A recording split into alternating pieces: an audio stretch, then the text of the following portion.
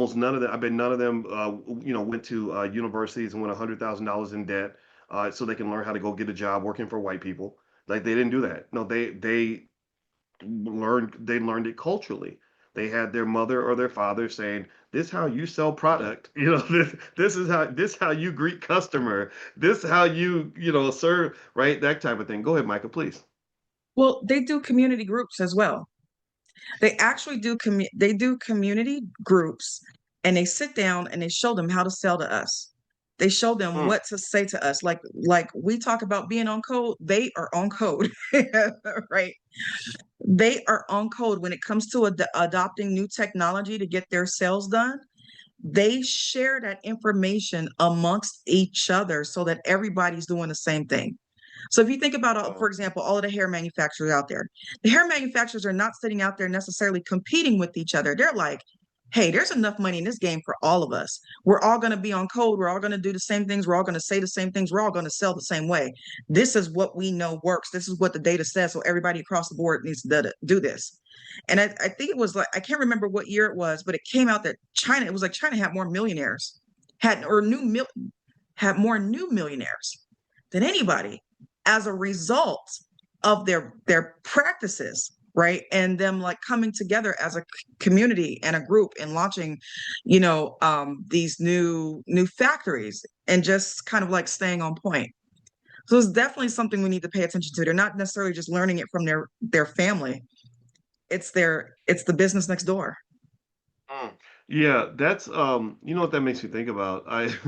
I yes, I probably shared this story at some point, but I gotta tell it again. When I went to China with Alicia in 2019, actually it was the same trip. Um, we were on this tour, and it wasn't a cheap tour. I wanted to be comfortable, and I wanted my wife to be comfortable. And so they took us to all these different cities, and in every city, they always had us go through all these different shops. Like you get there and it's like you're being bombarded with people trying to sell you products. And I'm observing this and I said, okay, I get it now. These people, they're like, okay, I got fresh fish, these Americans, and they're bringing these Americans through all their friends and business partners' businesses, and they're probably doing some revenue share, that type of thing. And I remember I got to the point where I was tired of being sold to all the time. I used to get on my nerves, and I told Alicia, I said, "Here they go. They're gonna drop us off somewhere else and try to get us to buy something else." And I told the guy on the bus, I said, "I don't want to get off the bus at the next stop because I know what you're doing. You're just taking us shopping again, and I don't want to go shopping anymore. Whatever." And you know what he told me? He said, "Well, in your contract." It wasn't a guy. It was a woman and a guy. And the lady politely, and her polite Chinese people are so polite. She says, "Well, in your contract, it says that if you don't get off the bus and go into the shop, that we can kick you off the tour." They had it in the contract that you Crazy. have to go through the store. So you know me, I'm a rebel, right? So now I'm really mad, right? But I feel like you're trying to run game on me. I get like this, right? So I walked in and I said, okay, I'm gonna go in, but I'm not gonna look at no products. I'm not because they were so good. They would see when they would see my eyes. If I just did like this and looked at something, they were like in the NFL, the best defensive backs follow the eyes of the quarterback. They see where the quarterback's about to throw so they can get an interception. That's they do. They should have been defensive backs in the NFL because I would just be walking head straight and I would look in at something like this and they would instantly be like, "Oh, you like this? Here, let me put it on your wrist." No, stop it.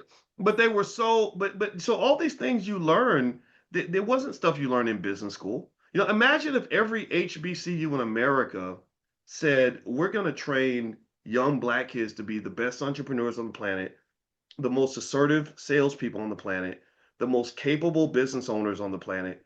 If we did that, if we just made that one commitment as a community, instead of saying we're going to be the best servants of white people ever known to man, we're going to run their businesses so well, we're going to make them really impressed with us, right? Get out of that mindset and go into a mindset that says we about to go out here and own some stuff, create some stuff. We're going to learn the best practices in every area, whether it's technology or business ownership or how to sell a product.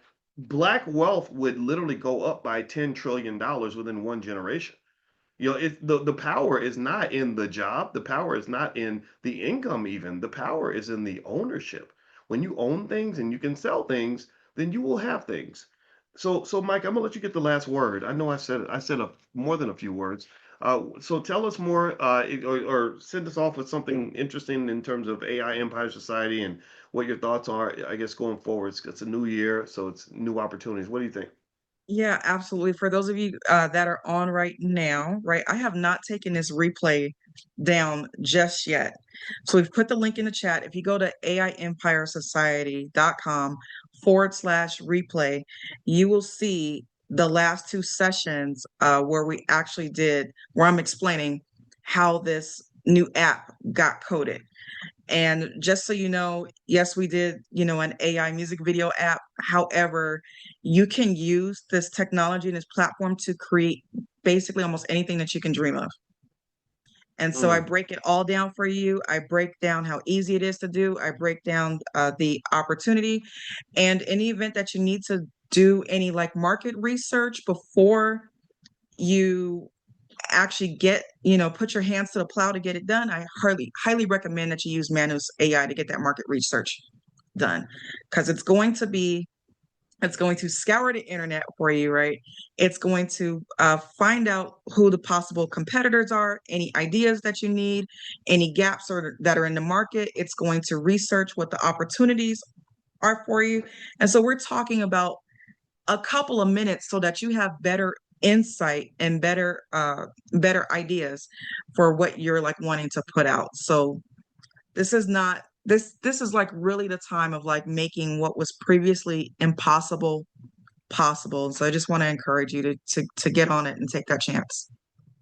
all right. So that's AIEmpireSociety.com. And also Chanel, who is also in the chat, she is sharing the way you can join the options class. It starts on January 8th. So Chanel, you can feel free to put that link in there again if you'd like to join us January 8th.